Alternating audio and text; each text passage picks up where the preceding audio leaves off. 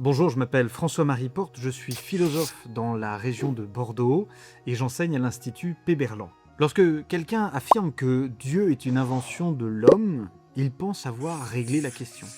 Après tout, les hommes ont inventé les mythes, les contes. Pourquoi est-ce qu'ils n'auraient pas inventé aussi Dieu? Mais avant de répondre, observons un fait étonnant. Toutes les civilisations connues ont développé une forme religieuse. Les Égyptiens, les Mésopotamiens, les Grecs, les Romains, tous les peuples d'Afrique, d'Asie, d'Europe, d'Amérique ont développé des formes de religion, des tentatives pour rejoindre un monde invisible. Les religions sont totalement différentes les unes des autres, mais le fait religieux, lui, est universel. Comment pouvons-nous l'expliquer? Je vous propose trois hypothèses. Trois hypothèses pour essayer de démêler un petit peu la question. La première hypothèse, c'est que Dieu serait une illusion. L'homme aurait inventé Dieu parce qu'il a peur. Il a peur de souffrir, il a peur de mourir, il a peur de l'inconnu.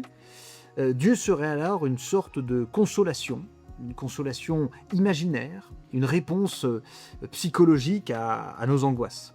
C'est notamment la thèse d'un philosophe allemand, Ludwig Feuerbach, qui a développé l'idée selon laquelle Dieu ne serait que la projection sublimée des qualités humaines. Finalement, l'homme rêve d'être parfait, d'être immortel, d'être tout-puissant. Eh bien, il va inventer un être qui serait éternel, tout-puissant et qui serait parfait. Et il l'appellerait Dieu. Cette hypothèse possède une certaine force, il faut en convenir, parce que, notamment lorsque l'on regarde au niveau des croyants, il y a beaucoup de croyances qui ont tendance à être anthropomorphiques, c'est-à-dire qui ont tendance à projeter sur Dieu beaucoup de traits totalement humains. Mais elle soulève quand même une difficulté, cette hypothèse, parce que expliquer pourquoi nous désirons quelque chose ne permet pas de montrer que cette chose n'existe pas. Ce n'est pas parce qu'on a donné une compréhension du désir, de la source du désir, que l'on a nié l'existence de son objet. Pour le dire plus simplement, après tout, c'est parce qu'il existe de la nourriture que nous désirons manger, et parce qu'il existe de l'eau que nous désirons boire. La présence d'un désir n'est pas une preuve d'illusion. Passons à une deuxième hypothèse. Et si Dieu était une erreur? Une erreur d'interprétation. Parce que les hommes ont observé, dans toute l'histoire de l'humanité, des phénomènes qu'ils ne comprenaient pas. Au début, c'était les éclairs, les tempêtes, les maladies, la mort. Faute d'explications scientifiques, ils auraient inventé, en invoquant des dieux. Mais ce serait une erreur. Cette explication, elle semble convaincante, en particulier quand on regarde certains croyants qui, dès qu'ils ne connaissent pas l'explication d'un phénomène, eh bien, vont rajouter l'idée de Dieu comme moyen terme d'une argumentation. Je ne comprends pas parce que c'est Jésus, je ne comprends pas parce que c'est Dieu, parce que c'est Allah, parce que vous mettez tout un tas de religions possibles, et malheureusement, ce n'est qu'un palliatif à l'ignorance. Mais cette hypothèse rencontre aussi une difficulté. Une difficulté un petit peu tangible.